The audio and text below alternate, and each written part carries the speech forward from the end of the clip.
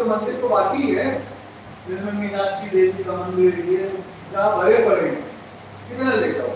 क्योंकि मंदिर एक समय ऐसा था, मंदिर टैक्स मंदिर वो कर्जे पर लोन देते लगे, राजा को नहीं देता था मंदिर, इतना पैसा हो गया था मंदिर में इंडिया, तो मंदिर के पास तो पैसा है, तो इसलिए कहते हैं। नेक्स्ट पॉइंट, गजनवी विजय और धन संग्रह में लगा था। गजनवी विजय और धन संग्रह में लगा था। Mahmood Ghaznavi,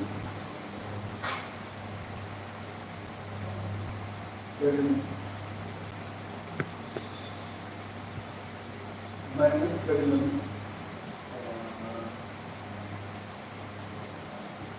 Chanting money collection and victory policy.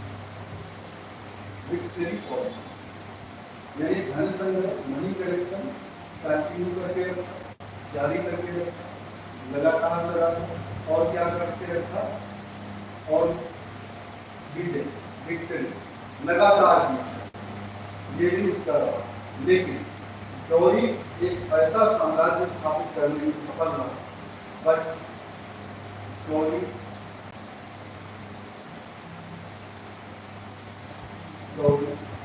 was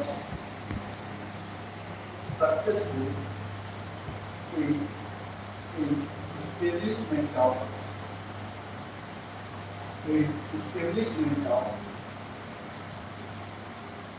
a large empire, एक बड़े अंपायर को एस्टेब्लिशमेंट करने में उसने सफलता हासिल की। लार्ज अंपायर जो शताब्दियों तक स्थायी है, which is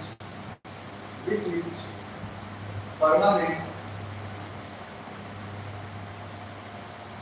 till centuries,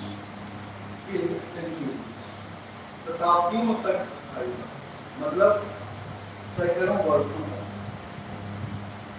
कई साल, भाई दिल्ली सल्तनत को अगर देखेंगे तो कई सालों तक चली।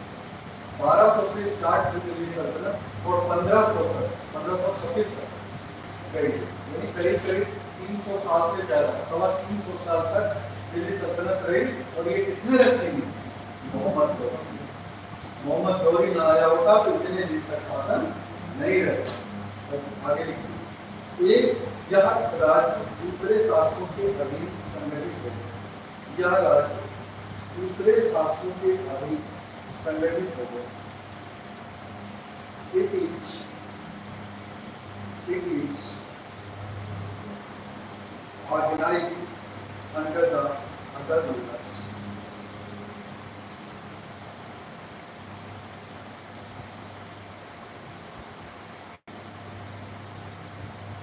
Other rulers मतलब दूसरे शासक कौन?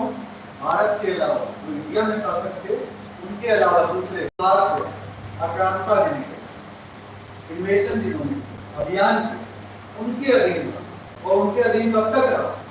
देखिए, पहले सल्तनत पीरियड और फिर मुगल पीरियड 1526 से शुरू हुआ और मेजर मुगल पीरियड 1707 तक रहा। वैसे तो 1857 लेकिन आफ्टर डेथ ऑफ औरंगजेब 1707 तो उसको तो मेन हम मान ही सकते हैं। 200 साल तक उनका शासन रहा है, तो 2-3-500 साल तक उसने एक ऐसी मजबूत नींव खड़ी कर ली जिसमें बाहर के शासक है, यहाँ के शासक उसी की बात कर रहा है।